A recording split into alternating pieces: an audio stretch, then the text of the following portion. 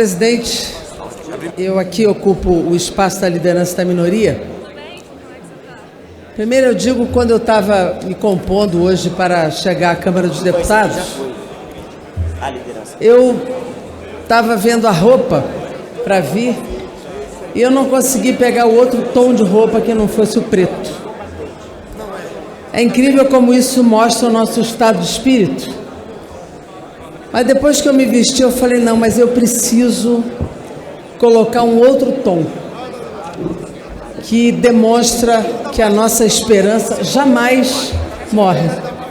E como no popular o verde é a esperança, falei, eu preciso dar esse tom que está vinculado à nossa emoção, à nossa consciência, que é sustentada na nossa disposição permanente de luta. E ao ouvir o senhor Bolsonaro hoje na ONU, correspondia, né? Esse tom preto correspondia ao que nós vimos lá hoje. Impressionante como ele conseguiu transformar o Brasil em algo tão pequeno.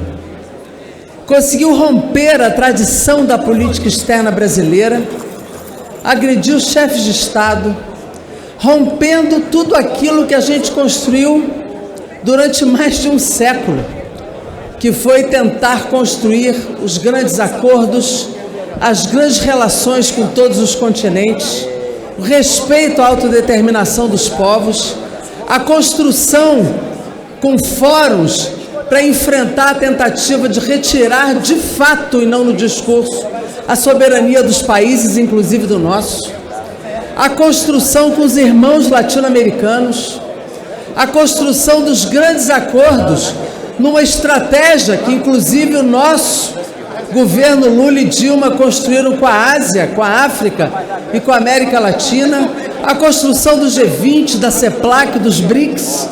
Impressionante como é que se constrói uma política de levar ao púlpito da Organização das Nações Unidas a mentira, é a fake news internacionalizada, a mentira sobre o Brasil, um Brasil que nem de longe tem ganhos de produtividade, como lá foi dito, é um Brasil que tem desemprego, um setor produtivo massacrado, que não tem nenhum projeto de desenvolvimento, não tem nada, conseguiu agredir o parlamento brasileiro, conseguiu agredir chefes de Estado da Europa, da Venezuela, de Cuba, um discurso ideológico para o seu grupinho, não se comportou como um chefe de Estado.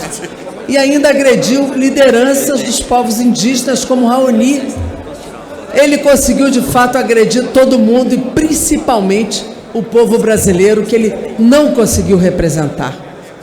Agrediu inclusive os médicos cubanos que tanto bem fez ao povo brasileiro. De fato é uma vergonha, só envergonha o povo brasileiro, só diminui. Nem o mercado conseguiu ficar satisfeito, porque tratam o mercado como se fosse uma pessoa, né? Mas nós vimos a repercussão. Então é muito triste tudo isso. E mentiu de forma despudorada sobre os índices de criminalidade e de violência no Brasil. E aí eu trago a nossa dor, a dor do povo brasileiro ao ver que a letalidade de políticas genocidas tem trazido ao Brasil. E o Rio de Janeiro, em particular, traz uma dramaticidade que deixou de ser um problema do Rio de Janeiro. Isso é um problema do Brasil, é um problema da humanidade. As políticas de confronto têm trazido mortes. Nós não fazemos como o governador Witzel de comemorar a morte. Nós não comemoramos também a morte dos policiais. Nós não comemoramos a morte de ninguém, porque as vítimas estão de todos os lados, porque a política de confronto mata a todos. Muito menos podemos aceitar a morte de crianças que veem seus sonhos interrompidos aos 8 anos, aos 5 anos, aos 9 anos. Mas essas mortes têm cor, essas mortes têm gênero e essas mortes têm desigualdade, porque tem recorte de classe. E nós precisamos reagir. Os nossos partidos, os 5, PDT, PSB, PCdoB, PT e PSOL, seus presidentes e presidentas entraram com uma ação no STJ uma notícia crime contra o governador. 25 parlamentares do Estado do Rio de Janeiro, entre Câmara Federal, Assembleia e Câmara de Vereadores, entraram com notícia crime na PGR. E nós vamos levar à ONU Direitos Humanos o que ocorre no Brasil como crime de direitos humanos. Precisa de resposta, deputado Marcos Pereira, vice-presidente da Câmara. Precisamos parar esse Estado genocida no Brasil. Muito obrigado.